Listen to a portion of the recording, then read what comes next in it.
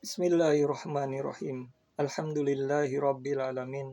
Asyhadu an la ilaha illallah wahdahu la syarikalah wa asyhadu anna Muhammadan abduhu wa rasuluh. Allahumma shalli ala Muhammad wa ala alihi wa sahbihi wa man tabi'ahu bi ihsanin ila yaumiddin. Amma ba'd. Saat ini adalah bulan Rajab.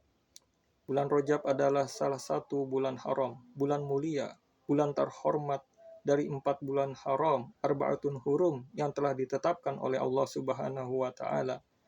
Zulqa'dah, Zulhijjah, Muharram dan Rajab.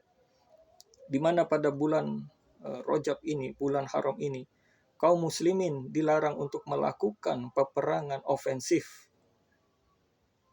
Peperangan yang sifatnya menyerang.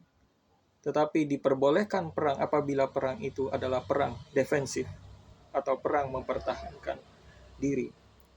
Dan di bulan Rajab ini pula terjadi satu peristiwa yang agung sebagai salah satu mukjizat dari Nabi Muhammad SAW, yaitu peristiwa Isra dan Mi'raj, yaitu perjalanan Nabi Muhammad SAW dari Masjidil Haram menuju Masjidil Aqsa dan dari Masjidil Aqsa menuju Sidratul Muntaha. Peristiwa turunnya perintah dari Allah Subhanahu wa taala untuk melakukan sholat 5 waktu bagi hamba-hambanya yang beriman kepada Allah Subhanahu wa taala. Terkait bulan Rajab ini, bulan haram ini, kaum muslimin diajarkan untuk berdoa, Allahumma barik lana fi Rajab wa Sya'bana wa baligna Ramadan.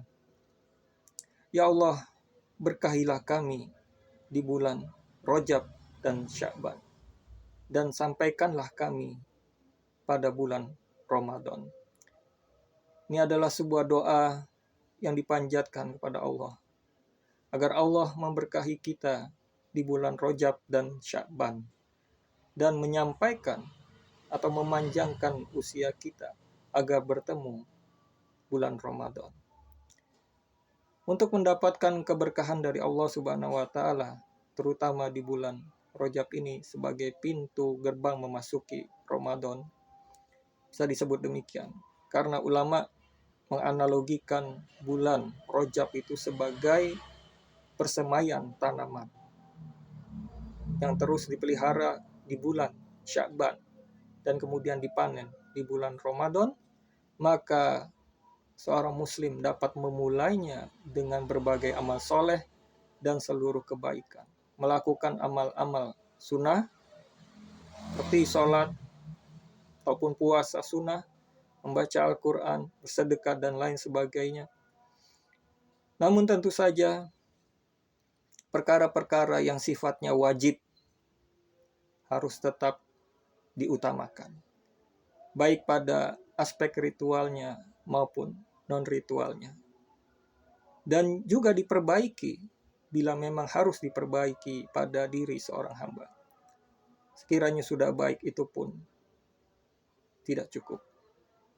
Masih diperlukan keistiqomahan atau konsistensi di dalam melakukan amal-amal yang wajib dan yang sunnah.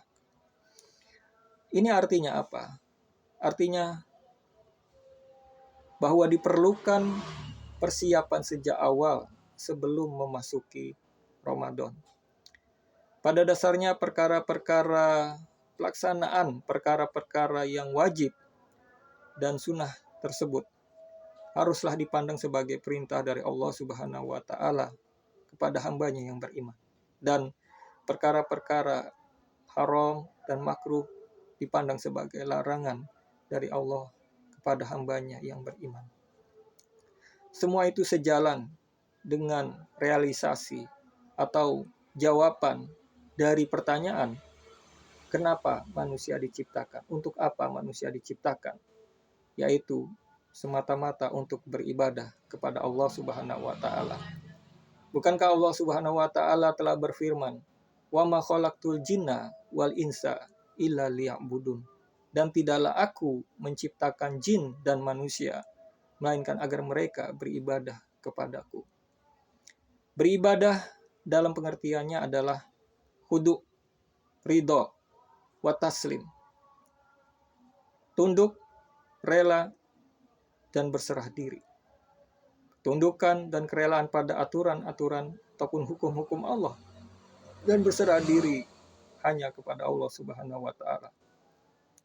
Seseorang yang beraktivitas, yang bekerja dengan didasari pada ketundukan, kerelaan, dan berserah diri hanya pada Allah Subhanahu wa Ta'ala, sesuai dengan akidah dan hukum Islam, maka sungguh ia telah beribadah kepada Allah Subhanahu wa Ta'ala.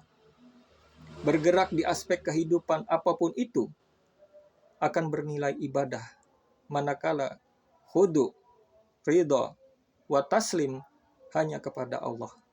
Baik di aspek ritual seperti sholat, puasa, zakat, dan sebagainya, ataupun pada aspek-aspek non-ritual seperti ekonomi, sosial, politik, hukum, dan sebagainya.